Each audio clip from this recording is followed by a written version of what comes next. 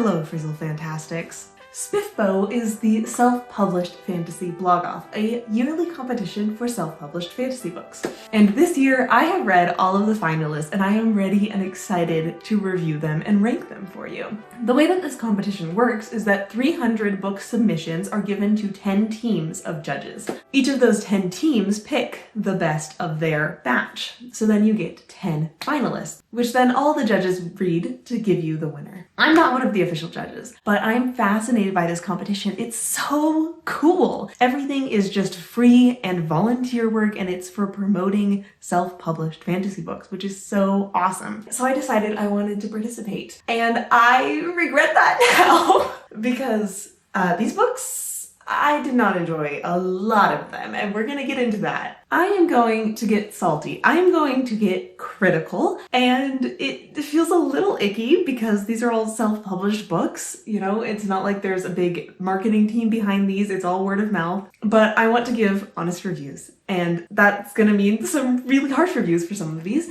And I would encourage you to go look at some of the very positive reviews for these books from all the other judges. I'll link the page where you can find those down below, because just because I didn't love this book doesn't mean you're not gonna love this book, you know? So if it sounds intriguing to you, I encourage you to look into it, even if I gave it 1 star, like I did with quite a few of these. Okay, you ready? Let's go. We're gonna be starting from the bottom and working our way up to my favorite book. The bottom of my list, number 10, the book I liked the least, is Fire of the Forebears. We follow 2 main characters. One of these is the Prince of the Land, and he is very involved in the military. He's one of the commanders, and he is being sent around the land to quash various peasant rebellions, and sometimes he has second thoughts on this. Our other point of view character is a girl, and she lives in a secluded village in the middle of a very dangerous forest, and the village is all populated with criminals kind of hiding from the law and such. And then as their paths intertwine, I assume things happen. I didn't get that far. The tone of this book is very classic fantasy. Like, you have talking animals, and it's very kind of medieval kingdom setting, and I just think this book is so boring. I made it 12% into this book before I decided that I could not stand it anymore, and I was trying hard. This was before I made the goal to give up on books faster, because those 2 point of view characters that I just described, they didn't have any passion to them. They didn't have any fire. I didn't feel their motivations. I didn't feel their emotions. I didn't feel anything to them, and then it was just kind of a holding pattern going in circles. What is happening in this book? And I couldn't read another page. So I gave Fire of the Forebears 1 star. Next up, we have number 9, Mysterious Ways. I made it about halfway into this book before giving up, so I did give it a much more fair shot. And okay, let me explain. So the setting of this book is kind of interesting. It's, you know, generic Renaissance fantasy Europe vibes. The world is very gender-bent, matriarchal, queer kind of feeling, where all the girls are on top dating each other. The guys, can't be trusted with actual important tasks kind of thing. Which was one of the things I actually didn't really like about this book, because it felt a little too sexist against men instead of empowering. That interesting gender-bent premise wasn't like given enough meat or exploration to really justify its own existence in any way other than insulting men. Anyway, but that is not why I gave up on this book. You could also assume that I gave up on this book because the sense of humor didn't jive with me, because it didn't. It's very goofy. It's very campy. This book follows a police detective, but in this world, it's kind of before they've invented the art of detectiving, and so she's like catching crooks, but she's not like making sure that they're guilty. They're just kind of like throwing them to their deaths. There's not any due process in this world, and our main character is a little dissatisfied with this, and she's trying to instill a little bit of fairness and actual investigation into these investigations. And one of our other main characters is this con woman that she keeps catching and then getting out of jail, and then catching and getting out of jail. They've got this like cat and mouse, really bantery relationship. And yeah, for my taste, this book was a little over campy, but I don't think that's necessarily a big knock against it, because I know some people really love that. It's just not personally my style. No, the reason that I could not continue with this book is because everyone always says exactly what they mean. The book always says exactly what it means. There is no subtlety to it at all. At the beginning of the book, I was just like, yeah, these people are really like straightforward. But by halfway through, I'm like, this is like telling and never showing. Everyone is always expressing like exactly what's on their mind, exactly how it's on their mind. None of the characters have their own voice, including the narrator. It's just all very like flat and campy at the same time, and I was just bored and not invested in anything. So I gave Mysterious Ways 1 star. Yeah.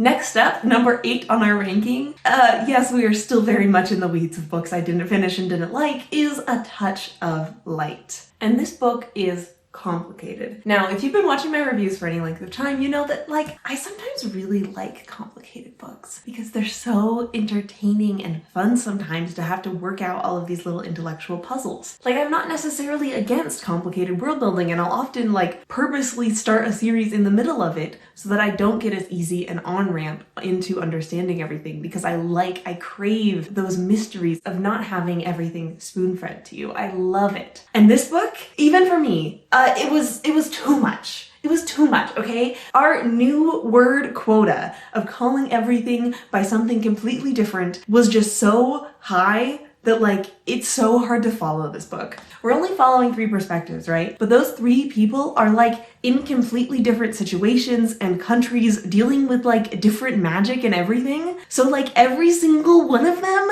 has a completely different set of words and understandings and ideas that you have to wrap your head around, and it was just like overwhelming and too much, and we were always switching between the perspectives way fast, and I just like couldn't grab on to anything. And all of that could have been forgiven if this book gave me something else to grab onto. If this book told me, okay, this is the plot. This is what the characters are fighting for. This is what they care about. This is the goal that we're working towards. If there was anything for me to grasp onto like that, then I could have rode out the storm of all of this complicated world building, but I didn't. Like, I tried. I read 47% of this book, and even by then, I couldn't really tell you what the characters' goals were. They were just kind of going with things, and like, there was this zombie virus happening, but it didn't feel like a story. It felt like 3 different ideas for different fantasy worlds just kind of like pushed together simultaneously and kind of putting in semi-interesting characters. I would recommend this book to people who, 1, love complicated world building, 2,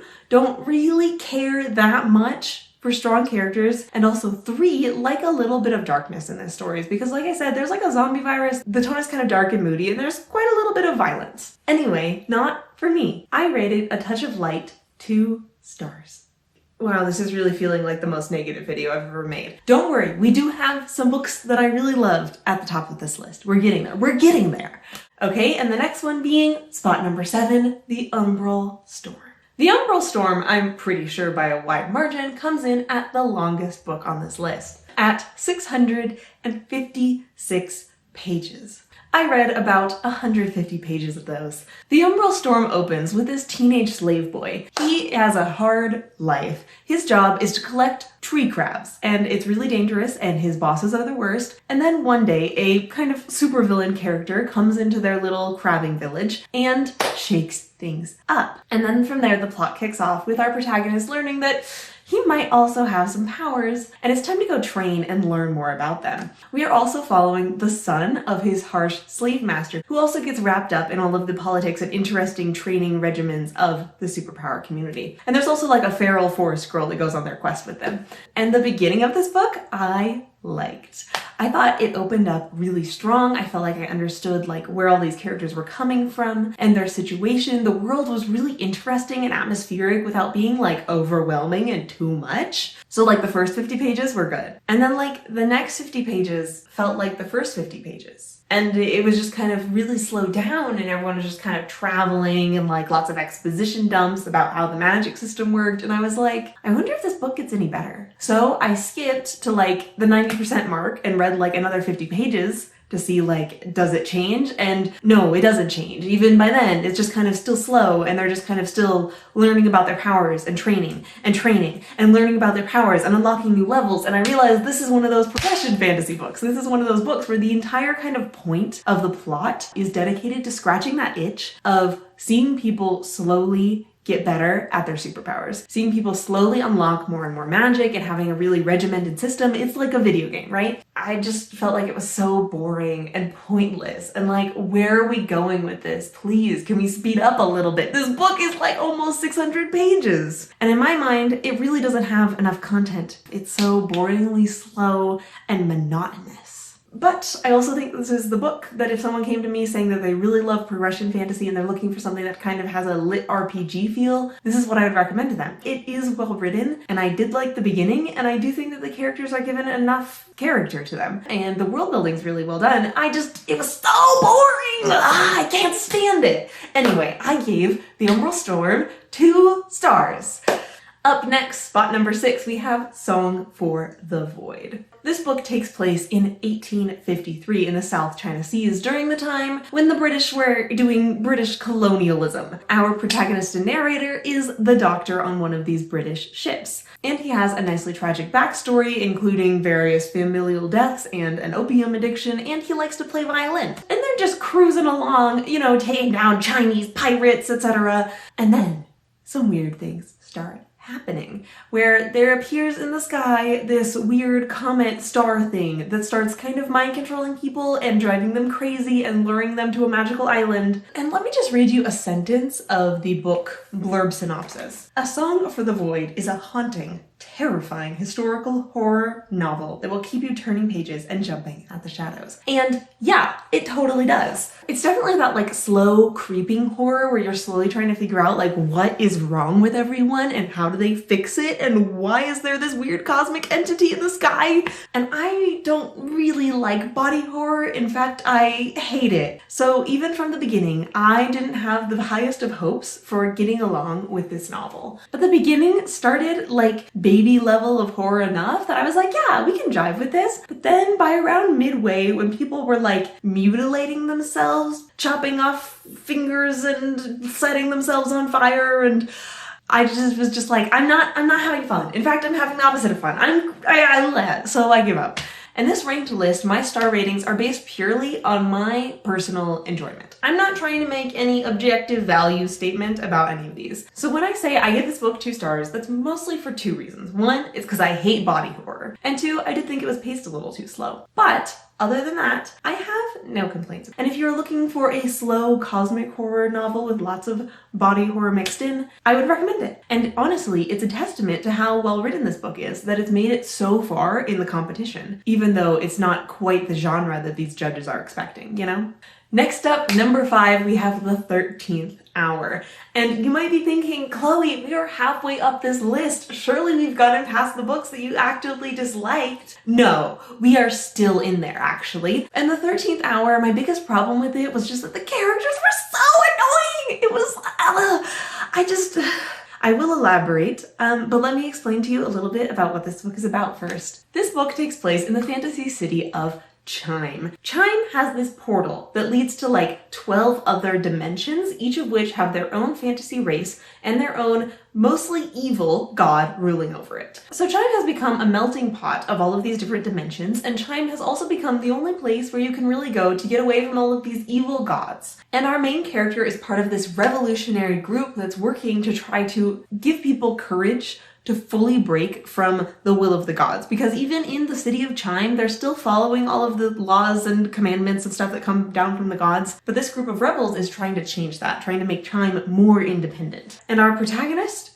Annoying. Clueless. Doesn't ask good questions, doesn't make good decisions. We've got another narrator and side protagonist who is a member of the police force and is kind of dissatisfied with some of the corruption and pandering to the gods that they do. And he's also kind of annoying in like a stubbornly naive kind of way. But the thing that really bothered me most about this book was that repeatedly we would have characters and side characters not passing on important information just because like plot reasons, because of spite, because of whatever. And then like most of the plot was driven by like allies keeping secrets from each other for no reason, and it just felt so stupid and so annoying every time one of them would like taunt the other with something that they didn't know, and it's like, why? Why? So this book really got on my nerves. I did finish all of it, so we are to that level now on the list. Thank you. We've gotten up quite high now. I think the plot itself, if you take out all of the really annoying character decisions and relationships, it's fine. It's well paced, it's interesting, there's a little bit of mystery, a little bit of action to it, and the world building is also intriguing. When I was starting out, I was thinking it was going to be kind of difficult to keep all of these 12 fantasy races apart, but this book does hold your hand just enough to help you understand all of them without shoving any information and info dumps down your throat. So I gave the 13th Hour 2 stars. And we are up to number 4, Scales and Sensibility. This is, as the title and cover so well conveys, a mix of fun fantasy little dragons and Jane Austen novels. Would I recommend this book to fans of Jane Austen novels? No, because despite having a setting that's pretty Regency England-ish, the vibes are not Jane Austen novel. The vibes are rom-com. I would recommend this to someone who loves a cheesy rom-com. We follow a woman who is down on her luck living with her rich and snooty relatives because she has nowhere else to go. And then one day she accidentally becomes the guardian of this little dragon. And dragons in this society are seen as quite fancy accessories. But things very quickly go awry as she discovers that this dragon has magic and she gets entangled in some of its spells, and it creates some wacky rom-com situations where her love interest is the guy who was originally intending to court her snooty cousin, and now she must compete for his affections while also navigating all of these crazy dragon hijinks. And this book is certainly entertaining and well-paced, the characters are fine, but by the end it's like, meh. There isn't really enough energy in this book devoted to developing the romance. It's like, okay, we have the interesting beginning, and then we've got the meet cute, and then we've got a lot of silly, wacky dragon hijinks, and then the end, where they're together, yay! But there's not enough bridge and connective tissue between the beginning and end here. It's just kind of like a predictable, campy story that doesn't put enough work into its own plot. But I did like it 4th best out of all of the SPFBO books, which tells you something. That I have a cold heart that doesn't enjoy books, and I am much too picky, I think. Because I gave Scales and Sensibility 2 stars. Now, the top 3 books are all in the I loved these category. We are finally to those. Now, a quick aside, I have been avoiding everyone else's reviews of these books. I don't know which one is winning the competition right now. I don't know which books the judges are liking. I haven't been following any of that. But I plan to, once they are ready to announce the winner, do a reaction video to it, looking at which of these books is the winner and the runner-up. And then I also plan to do a fun stats analysis part where I take apart all of these different scores, where I look at like which judge is the most generous, which judge is the most harsh, which I wouldn't be surprised if it ended up being me, and looking at both the official judges and other independent reviewers like me that are doing this project on their own, and kind of compiling all of them and seeing if we compile all the results, who would have won. If we compile all the results and normalize all of them so everyone has the same average rating, who would win then? And all of those kind of questions. Anyway, I'm really looking forward to making that video too, so I hope that you'll look forward to it and watch it on a future Frizzle Friday. Because I read 7 books I didn't like for this project. Might as well get 2 fun videos out of it, you know? In spot number 3, we have Small Miracles. This book follows the fallen angel of petty temptations. So this angel, they were like, why is chocolate a sin? Shouldn't people be allowed to just like have some fun and do these little sins every now and then got fallen because of it. So now they're working for, you know, like Team Devil, but they're just like the minor player that tempts people to eat more chocolate, you know? And this angel is tasked with helping a single woman enjoy her life a little bit more, to learn to live a little bit, because she is such a stick in the mud.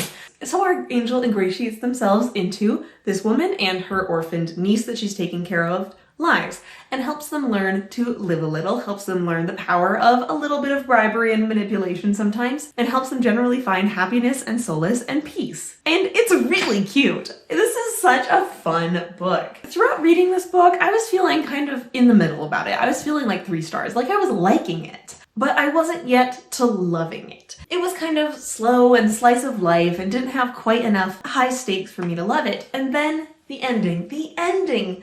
was so cute, was so heartwarming, was so precious, was so perfect that it single-handedly boosted my rating to 4 stars. Just that, just the ending. It was so scrumptious. If you are looking for a cozy book about people just learning to enjoy life and also a little bit of angel-demon politics, I would highly recommend Small Miracles, which I gave 4 stars. Next up, number 2 on our ranked list is Miss Percy's Guide to the Care and Feeding of British Dragons. This is a story taking place in historical England. I don't know exactly what era, I'm not a historian. They have bonnets and no electricity. Make of that as you will. Anyway, this is the story of a down-on-her-luck woman who has to live with her rich and snotty relatives because she has nowhere else to go, and then she accidentally becomes the custodian of this small, rambunctious dragon. You might be thinking this plot sounds really familiar, and because yes, it is really familiar. There are an absurd number of similarities between the premise of this book and the premise of Scales and Sensibility. They even both feature a romance. Scales and Sensibility more so, but this one, I liked the romance more because it was so cute and there were so many relationship development moments between them. Anyway, but what separates this book is in Miss Percy's Guide, the dragon is not a commonplace fashion accessory like in Scales and Sensibility. This dragon is like the only one of its kind. Every character is surprised and confused about, wait, dragons are real? What do you mean? It must just be a winged lizard, right? So a lot of the plot of this book is about investigating this dragon, trying to figure out where it came from, is this really a dragon, and learning how to care for it. And the conflict of this book is various people trying to steal the dragon and exploit it for their own gain. And the conflict of this book is also our protagonist learning how to find confidence and stand up to her snooty, mean relatives. And this book, one of the things that I loved about it is that it is so witty and clever. I was laughing out loud at this book so often. Our narrator is always insulting people in the most colorful and interesting ways, and like, I was chuckling at all of the jokes. I was cheering for our characters. I was having so much fun with this one. I rated Miss Percy's Pocket Guide to the Care and Feeding of British Dragons 4 stars. And we have reached number 1, the book of all of these finalists that I personally loved the most, which is Tethered Spirits. In this book, we have 3 narrators. The kind of central one and most interesting is a man who is immortal. Every time he dies, he comes back to life. The catch is, he comes back to life without any of his memories. So he's just kind of a guy with reoccurring total amnesia, and he is sick of this life. So he's been on a quest for many years, trying to find how to fix this, how to stop this, how it even got started in the first place. He doesn't know. And then in his band of sidekicks, we've got a few people. One of them is a woman, our next narrator. And she has a lot of trauma in her past. And throughout this book, her journey is really working through that trauma. And she's quite likable and easy to root for through all of this. And one of the ways that she's working through this trauma is by making friends with the rest of this squad that's traveling on this quest together. And one of the things that I love most about this book is those interesting friendship dynamics. I think they were done so well. We've got some old friends and some new friends, and they're all supporting each other and getting to know each other as they journey along. And then our third narrator is one of the antagonists, and she is a powerful sorceress, and her brother is dying. And she really doesn't want him to die, and then she heard about this immortal guy, and then she's like, I will steal the secret of his immortality. So she is trying to track him down and capture him, and is always chasing our main squad along and causing trouble along their various stops along the way. And I don't always love following villainous characters because sometimes they're just really hard to root for and just kind of overall boring. But this girl, I was still rooting for her. I was rooting for both of the teams at once, even though they were against each other, because she was also very likable and relatable because her motivations were so instilled in trying to help someone else. And yes, she had quite a few gray morality moments in her reasoning here, right? But she was still a character that was fun to follow. And the plot and the magical and historical schemes behind everything were also very fun to follow, and the book left off on such an intriguing endpoint cliffhanger, and I'm very excited to pick up the sequel soon. So that is Tethered Spirits, which I rated 4 stars. And those are all the SPFBO books! Tune in on a future Frizzle Friday to see my reactions to the official winners and rankings and a thorough stats analysis of all of those things. Thank you so much for watching.